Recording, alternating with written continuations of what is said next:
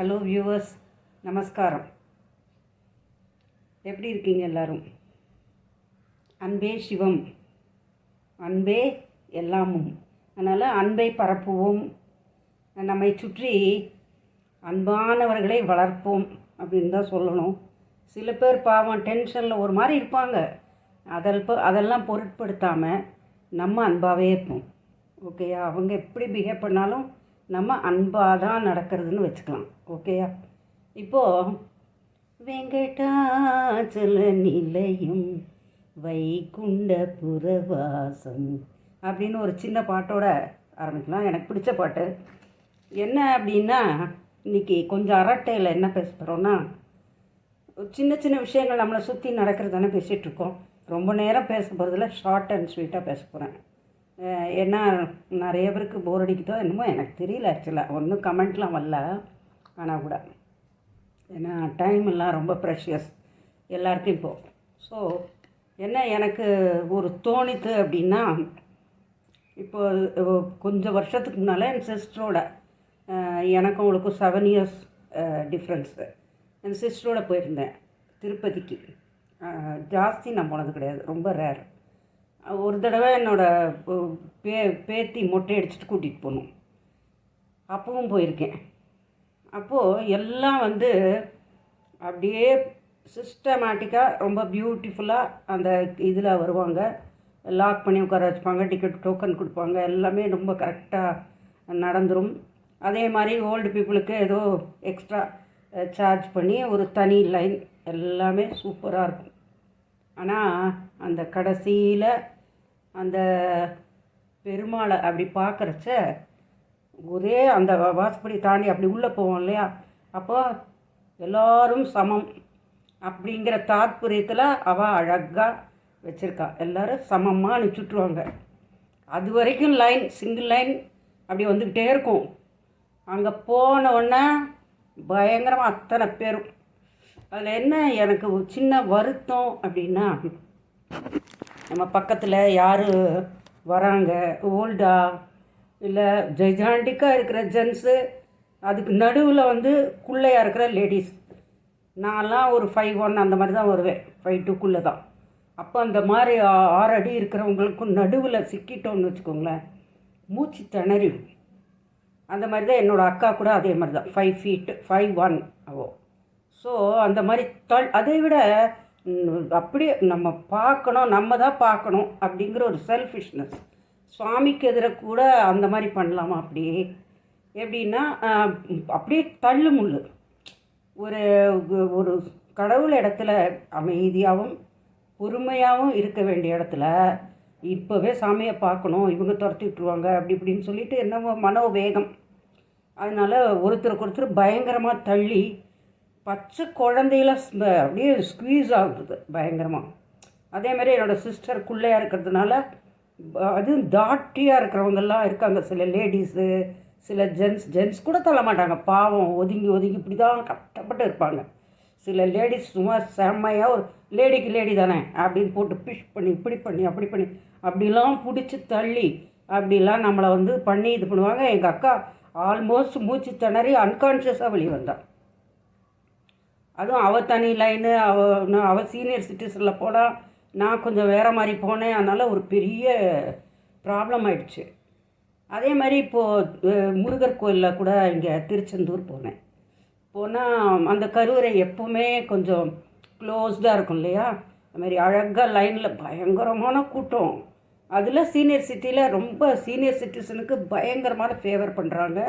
அழகாக ஒரு எஸ்கார்ட் கூட்டிகிட்டு போனால் இப்போ எவ்வளோ கூட்டம் இருந்தாலும் அவங்களுக்கெல்லாம் 4 மணி நேரம் அந்த மாதிரி தரிசனத்துக்காரது 4 hours 6 நேரத்தில் கூட senior citizen line 15 minutes 20 minutes போய்டுறது.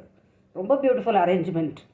ஆனாலும் இதே வெங்கடாஜலபதி கோயில் கதை தான், பாலாஜி கோயில் மாதிரி. அந்த போனோடனே அப்படி அந்த படி ஏறி அப்படி தாண்டினோடனே செம்மையான புஷிங். இந்த போன தடவை எங்கள் அக்கா அனுப்பிச்சிருக்காங்க. நான் இந்த தடவை மூச்சு திணறி ரொம்ப ஒரு வெளியே நடக்க முடியாமல் போயிடுச்சு. ஒரு ட்ரை ஆகிடுது, தொண்டையெல்லாம் ட்ரை ஆகி. இதுக்கே கோல்டு பிளேஸ்லேருந்து நாங்கள் ஹார்ட்டுக்கு போனோம் இல்லையா, அது கூட காரணமாக இருக்கலாம்.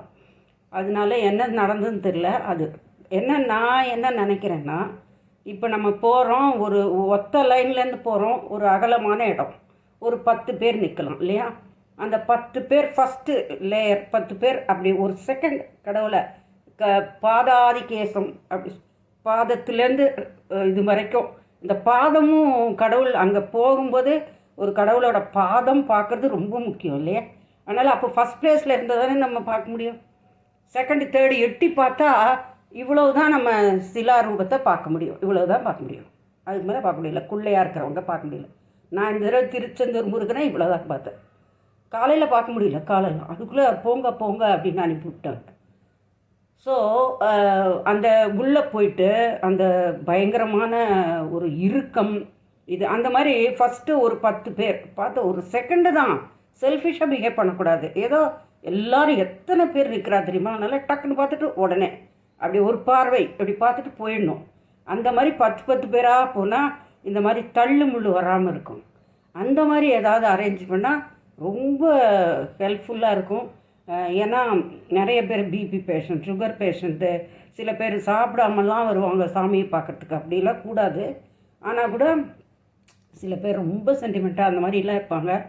கண்டிப்பாக மயக்கம் போடுறதுக்கும் அதுக்கு ரொம்ப சான்ஸ் இருக்குது. அதனால் கொஞ்சம் தயவு பண்ணி இந்த மாதிரி ஒரு சின்ன மாறுதல் 10 பேராக அப்படியே போகணுன்னு அப்படியே போயிடணும் கடகடான்னு. மக்களுக்கும் கொஞ்சம் ஒரு அனுசரணை வேணும்ல. எல்லாரும் தானே ஈக்குவல், எல்லாரும் பார்க்கணும், பெருந்தன்மையோடு இருக்கணும். அப்புறம் நீங்கள் ஸ்லோகம் சொல்கிறது அது இது பண்ணுறதெல்லாம் வெளியில் பிராகாரத்தில் அந்த உள்ள கருவறையில் என்ன இது இருக்கோ அந்த சாநித்தியம் கடவுளோட அருள் வெளியிலையும் இருக்குது, பிராகாரத்துலேயும் இருக்கும். அழகாக பிராகாரத்தில் கொண்டு ஸ்லோகம்லாம் சொல்லி நிதானமாக உட்காந்து இது கொஞ்சம் ஆஸ்வாசப்படுத்திக்கிட்டு அப்புறம் மெதுவாக வெளியில் வரலாம். அதனால் எல்லாமே ஹரிபரியாக பண்ணி ஒரு திருப்தி இல்லாமல் போயிடும். அவ்வளோ தூரம் எத்தனையோ தூரத்துலேருந்துலாம் வராங்க கஷ்டப்பட்டு. முக்கியமாக கொஞ்சம் யங்ஸ்டர்ஸு தள்ளாமல் இருக்கணும். அப்புறம் பெரியவங்களும் பாவம் அவங்களுக்காக விட்டு கொடுக்குறேன்னு நீங்கள் சாமியை பார்க்க வேண்டாம் நான் சொல்லவே இல்லை.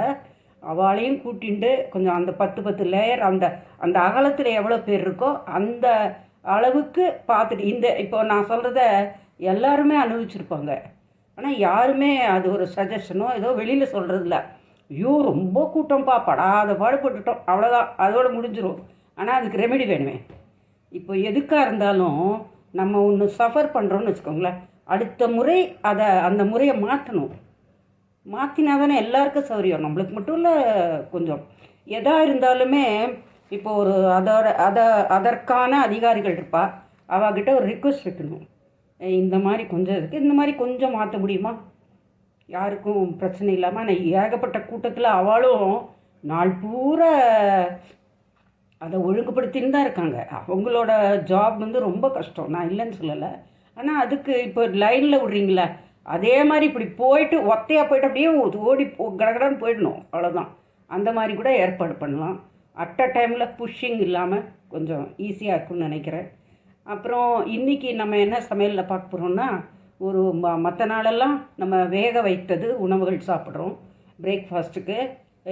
ஃபார் அ சேஞ்ச் வாரத்தில் 2 நாள் அல்லது 3 நாள் சமைக்காத உணவுகள் சாப்பிட்றது ரொம்ப நல்லதுன்னு டாக்டர் சொல்கிறாங்க.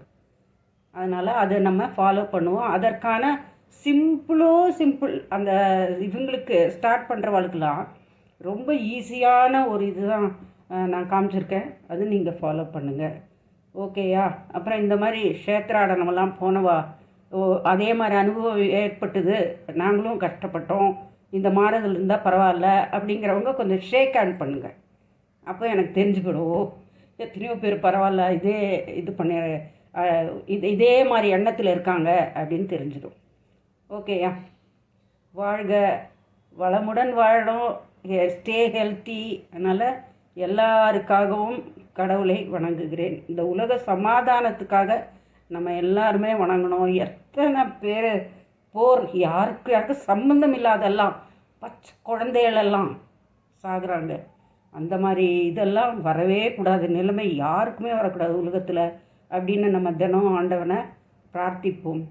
கூட்டு பிரார்த்தனைக்கு பயங்கர வேல்யூ இருக்குது.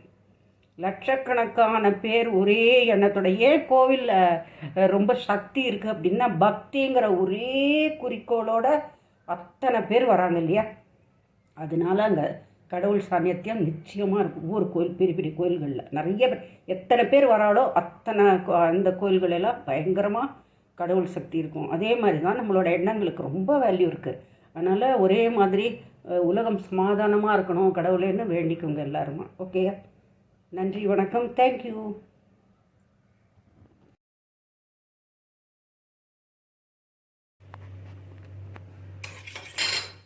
நம்ம இப்போது வணக்கம் வியூவர்ஸ், அன்பே சிவம்.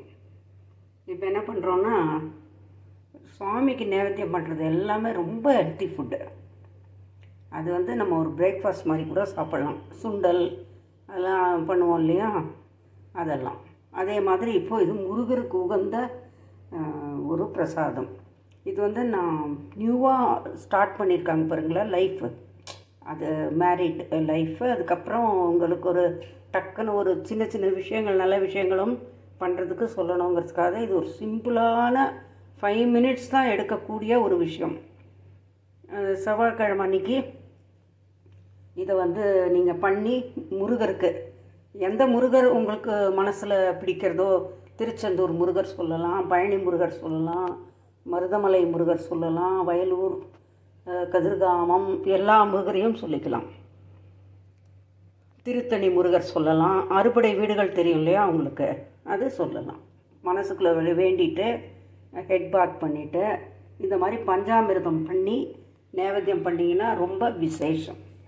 இது வந்து ஒரு 2 டேட்ஸு, அப்புறம் வந்து கொஞ்சோண்டு வெள்ளைச்சக்கரை, இது தேன், இது நெய், அப்புறம் ஒரு வாழைப்பழம். நேந்திர பழம், செவ்வாழையெல்லாம் போடுறது கிடையாது, இந்த மஞ்சள் பழம் தான் போடுறது வழக்கம்.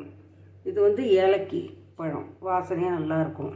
ஸோ இந்த 5 பொருளையும் நல்லா போட்டு ஸ்மாஷ் பண்ணி, நெய் ஒரு ஸ்பூன் விட்டு, இந்த தேனை போட்டு, இதை போட்டு, அப்புறம் இதெல்லாம் நல்லா ஸ்மாஷ் பண்ணி போட்டு தான் நம்ம பஞ்சாமிர்தம் பண்ணணும்.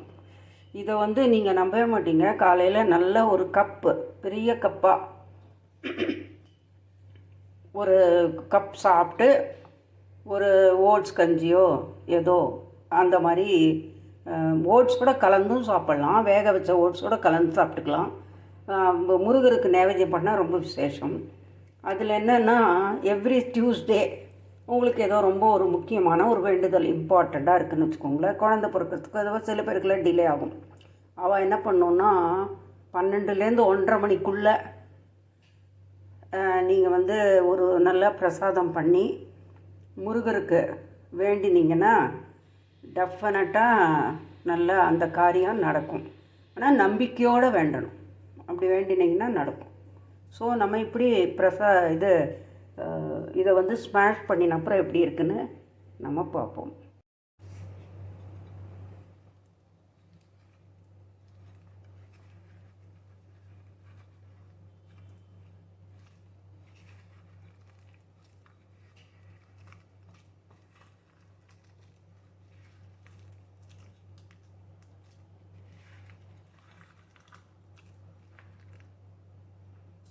இப்போ தேன் ஒரு ஸ்பூனோ 2 ஸ்பூனோ விட்டுக்கோங்க.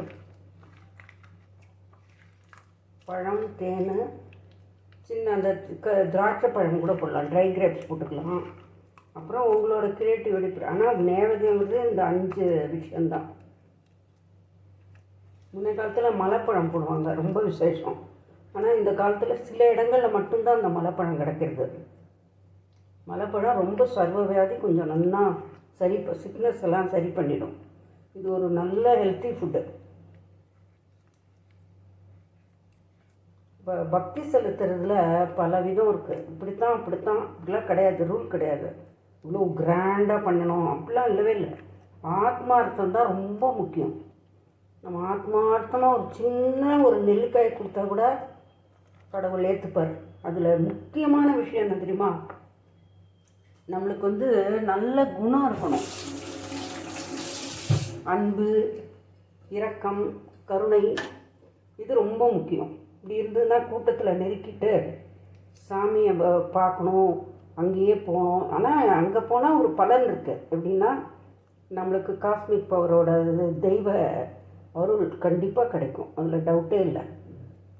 ஆனால் அது சில பேர் ரொம்ப வயதானவர்களால் முடியாது, இல்லை சில பேர் ரொம்ப பிஸியாக இருக்கிறவங்களையும் முடியாமல் இருக்கும்.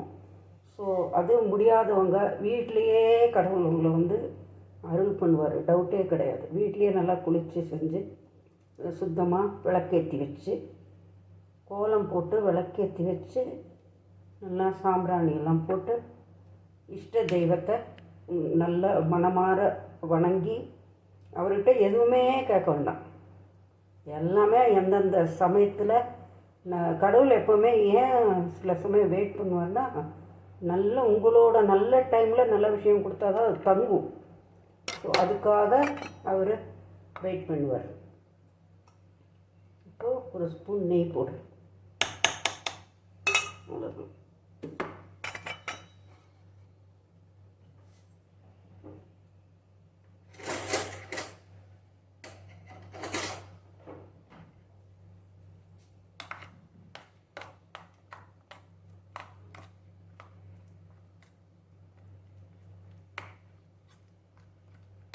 நிமிஷமாக 5 மினிட்ஸில் 5 மினிட்ஸில் பண்ணக்கூடிய ஒரு நைவேத்தியம் பஞ்சாமிர்தம். இது கடவுளுக்கு உடனே வச்சிடலாம். கடவுளுக்கு வச்சு படைச்சிட்டு அப்புறம் நீங்கள் மார்னிங் டிஃபனாக இதோட ஓட்ஸோ இல்லை வேறு ஏதாவது ராகி கஞ்சி, ராகி கூழ், பார்லி எது வேணால் எடுத்துக்கலாம், புரோக்கன் வீட் கஞ்சி. அதனால் இதையும் சுவாமிக்கு நைவேத்தியம் பண்ணிவிட்டு அது நீங்கள் எடுத்து சாப்பிடலாம், பயன் பெறலாம். நன்றி, வணக்கம்.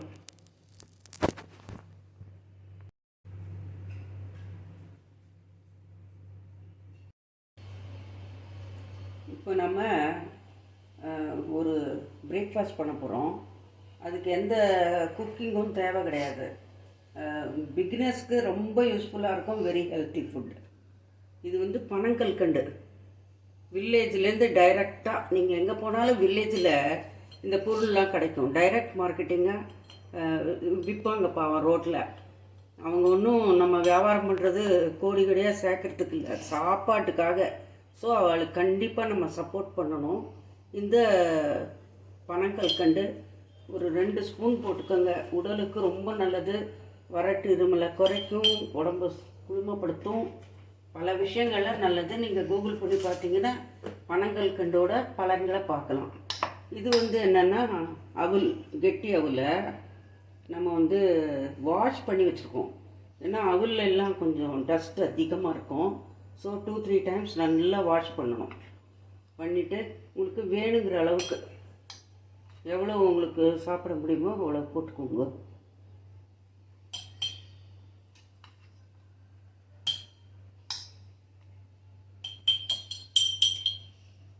அப்புறம் இந்த துருவி வச்சுக்கலாம் தேங்காய். இது ஊற வச்சு அவல் போட்டாச்சு. இப்போ தேங்காய் வந்து துருவி வச்சுருக்கு. துருவியும் போடலாம், இந்த மாதிரி பல்லு பல்லாகவும் போடலாம். கொஞ்சம் பல்லு பல்லா போட்டால் கடிக்க டேஸ்ட்டாக இருக்கும். இப்போ வந்து வார்மாக பால்,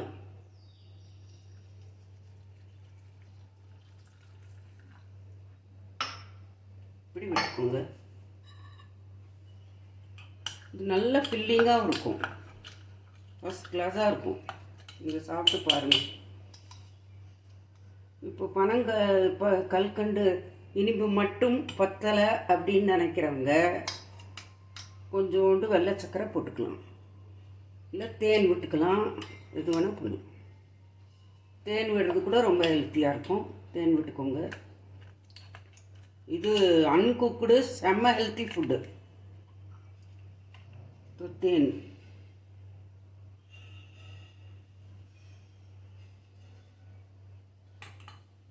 ஓகே. நம்ம ஒரு குட்டி பனானா, இது ஏலக்கி அப்படிங்கிற குவாலிட்டி. எனி பனானா போட்டுக்கலாம்.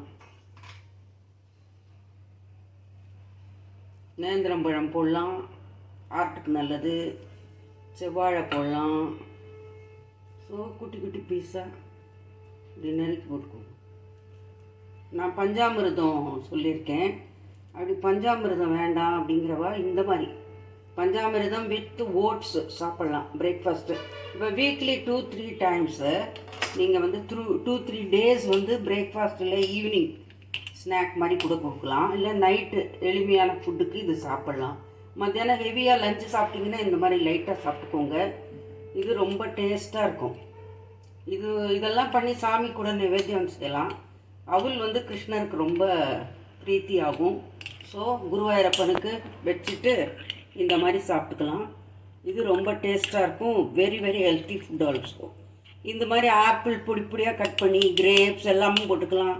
இல்லை ட்ரை ஃப்ரூட்ஸ் போட்டுக்கலாம், ட்ரை கிரேப்ஸ் போட்டுக்கலாம், எல்லாம் போட்டுக்கலாம். அது நீங்கள் உங்களோட க்ரியேட்டிவிட்டி உங்களோட தேவையும் பொறுத்தது. ஒரு பெரிய கப்பில் இல்லை இதே மாதிரி 2 மெஷர்ஸ் 2 கப்பு சாப்பிட்டிங்கன்னா கூட ஒரு பெரிய பிரேக்ஃபாஸ்ட்டுக்கு ஹெல்த்தி பிரேக்ஃபாஸ்ட்டுக்கு ஈக்குவல் ஆகிடும். இது ரொம்ப டேஸ்ட்டாக இருக்கும். இதே மாதிரி பண்ணி சாப்பிடுங்க. கொஞ்சம் அரட்டையில் வந்து நான் பேசுகிறது உங்களுக்கு பிடிச்சிருந்ததுன்னா ஹேண்ட் ஷேக் பண்ணுங்கள், ஷேர் பண்ணுங்கள் மற்றவாளுக்கெல்லாம். ஓகேயா? எனக்கு தோணினதை நான் பேசுகிறேன். ஏதாவது உங்களுக்கு பிடிக்காது இருந்தால் கூட நீங்கள் ஜஸ்ட்டு சொல்லலாம், அது நான் எக்ஸ்பிளைன் பண்ணுவேன். ஓகேயா? Thank you very much. பாருங்கள், அந்த தேங்காயோட வாயில் இது தேங்காய் கடிக்கிறதும் அவளும் இந்த வெள்ளைச்சக்கரை தேன், வெள்ளைச்சக்கரை போடல நான் இன்றைக்கி, தேன் பனங்கல்கண்டு போட்டிருக்கேன். ஸோ அது சாப்பிட்டிங்கன்னா ரொம்ப டேஸ்ட்டாக இருக்கும். இது ஒரு அன்குக்குடு பிரேக்ஃபாஸ்ட் ஆர் ஈவினிங் டிஃபனாக வச்சுக்கலாம். குழந்தைங்களுக்கு கொடுங்க, ரொம்ப நல்லது. பெரியவங்களும் சாப்பிட்லாம். Thank you very much.